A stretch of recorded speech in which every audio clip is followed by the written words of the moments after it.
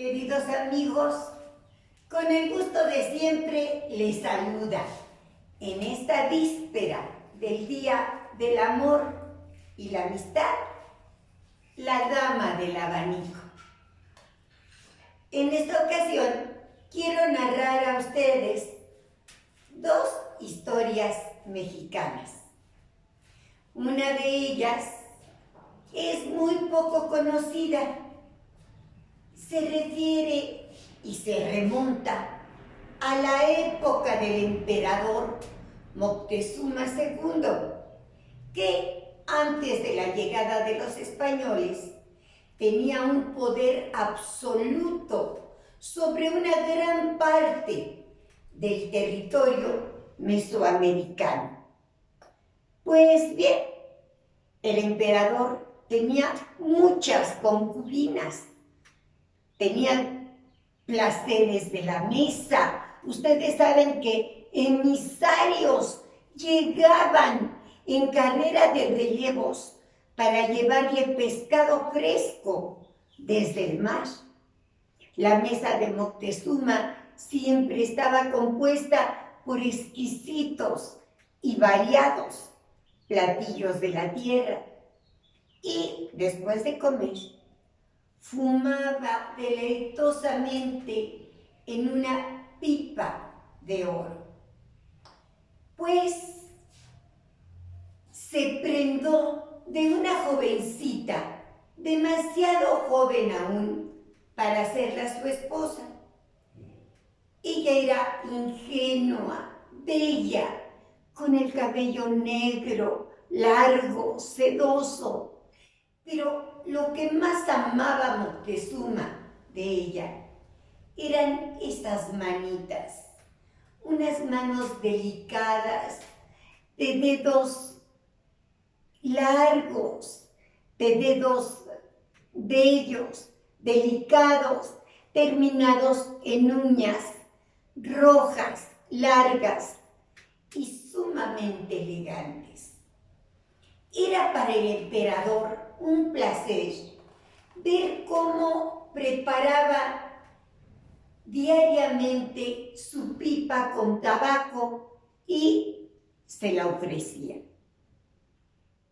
Él era adorador, admirador de aquellas preciosas manitas. ¡Ay, amigos!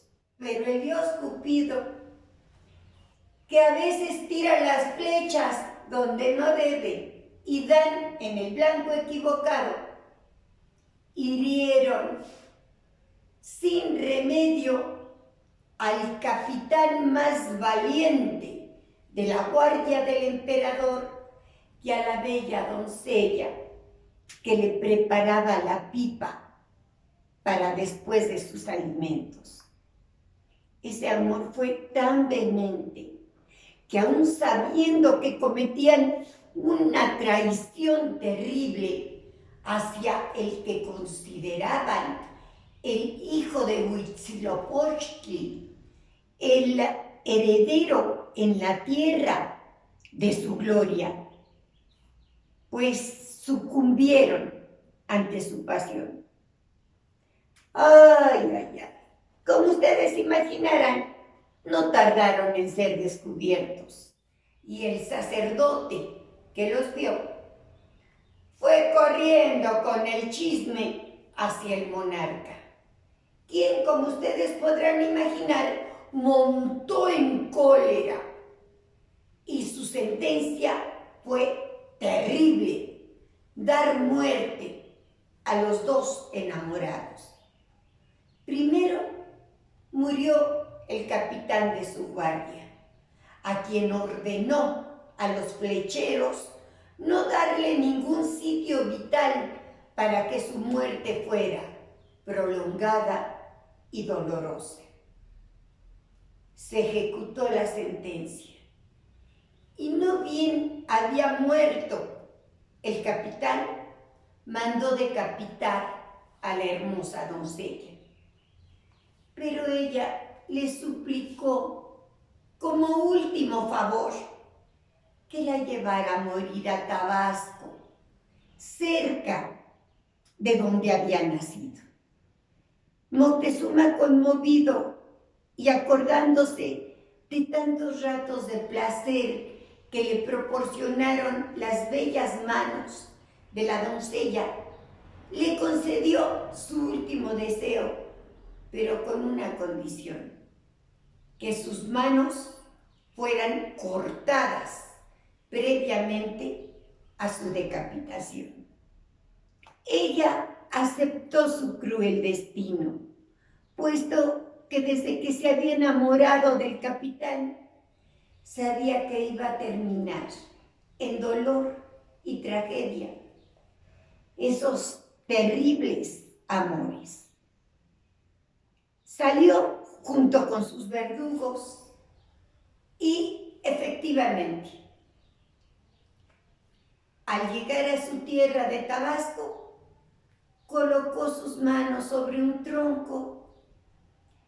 De un hachazo fueron desprendidas e inmediatamente, compasivos, le cortaron la cabeza para no prolongar más su sufrimiento. Cuenta la leyenda que esas manos bellísimas, delicadas, hermosas, cayeron en tierra y de ellas empezó a brotar un extraño arbusto. Al crecer, sus frutos eran unas hojas de muy bello color, pero en el centro crecían 5 dedos. 5 dedos terminados en largas, bellísimas, estilizadas uñas. Y desde entonces se le llamó al Macalxóchitl el árbol de las manitas. Él crece sobre todo en Oaxaca y Tabasco, aun cuando se ha logrado que florezca en los que fueron los jardines de Moctezuma. Y si ustedes van a la parte botánica de nuestro Palacio Nacional, encontrarán el árbol de las manitas, aun cuando en este clima su floración es muy breve y muy escasa. Pero si tienen suerte, podrán contemplar esos 5 deditos que recuerdan el sacrificio de la bella joven a quien Moctezuma amó sin desposarla y después, despechado, mandó matar. Desde aquel libro que se llama Libellum Medicinalibus Indorum, el Tratado de Medicina Indígena, dictado por Martín de la Cruz, un herbolario médico que nació en Xochimilco y traducido del náhuatl al latín por Juan Badiano, se explican las propiedades medicinales de ese extraño, único árbol. Se dice que hirviendo su flor se quitan los dolores de cabeza, se regula la presión arterial, aunque claro, en aquel tiempo pues no estaba muy exactamente delimitada lo que era la presión, pero que se aliviaban las enfermedades cardíacas. Y así es como el sacrificio, la muerte de esa joven dio de sí unas manitas tan bellas que hasta la fecha continúan asombrando por el parecido que tienen con una hermosa mano humana, femenina por supuesto. Bueno, una de las leyendas. Y la otra, que es mucho más conocida, se refiere al Callejón del Beso en Guanajuato.